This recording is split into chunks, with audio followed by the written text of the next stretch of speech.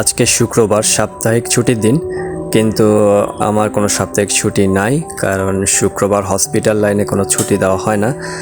তাই কাজের তাগিদে বের হয়েছি। আজকে নতুন একটা এক্সপিরিয়েন্স নেওয়ার জন্য আমি একটা জায়গায় এসেছি, একটা তেলের ডিপোতে। তো আমাদের হসপিটালে যে জেনারেটর আছে সেখানে তেল প্রয়োজন।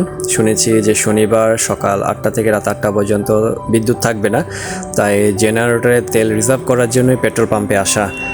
তো আসুন আমরা দেখি প্রক্রিয়াটা কি, কীভাবে জেনারেটরের জন্য তেল নেওয়া হয়, মানে ডিজেল আমরা নিব। তো সেই প্রক্রিয়াটাই দেখি। আমরা এখানে 6টা গ্যালন এনেছি ডিজেল নেওয়ার জন্য, মোট 200 লিটার তেল নিব। প্রতি লিটার 106 টাকা করে, 200 লিটার মোটামুটি 21,350 টাকা নেবে।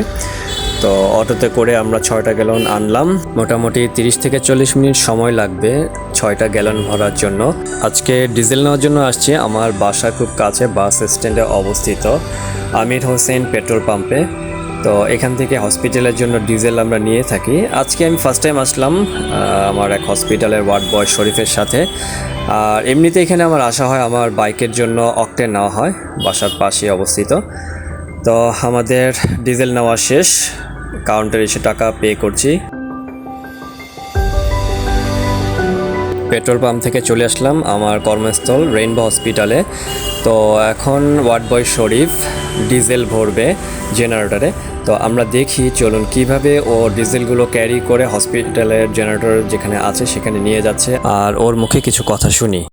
বিদ্যুৎ গেলে গিয়া বা বিদ্যুৎ আসবে, এটা আমার এখন ইঞ্জিনটা আমার হাতে নিয়ে আসলাম, আমার হাতে আছে, ম্যানুয়ালি দেওয়া আছে এখন। কেমন যে বিদ্যুৎ যদি আসে কোনো সমস্যা নেই, যে ইঞ্জিন অফ থাকবে।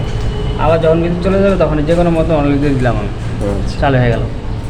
তাহলে আমার ইঞ্জিনের জন্য সেফ, আমি তেল ঢোকাইতেছি, আমার ইঞ্জিন আমার হাতে আছে।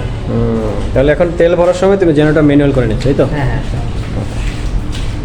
এটা হচ্ছে আমাদের হসপিটালের জেনারেটর সেকশন, যেখানে জেনারেটরটা আছে।